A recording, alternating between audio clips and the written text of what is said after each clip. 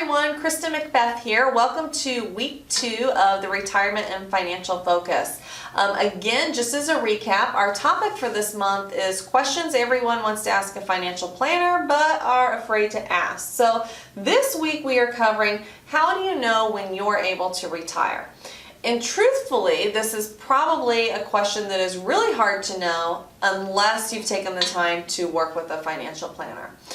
Here in my office, we use incredibly detailed software where we're going to build a year-by-year cash flow for you, accounting for all of your income, your expenses, your liabilities, your taxes, building a big financial picture for you year by year.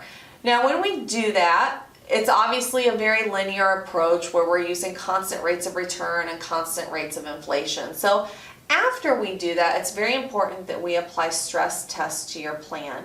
We want to make sure that we account for the things that we expect to happen as well as the things that we don't expect to happen. So we want to stress test that to make sure that we see a very high probability of success. We have the tools to do that. It is a very detailed process. I had a gentleman tell me just last week when we were wrapping up the financial plan that he had worked with other planners in the past that gave a very broad overview, but nothing with as much detail as we cover in our financial plan. I also want to point out we do analysis on your investments, and I'm not going to go into a lot of detail on that, so don't worry about that.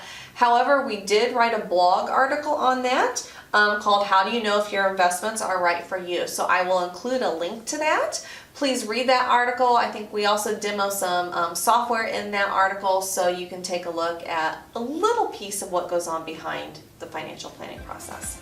So I hope that answers your question. Join me next week where we're going to talk about what is the cost and the benefit of working with a financial planner.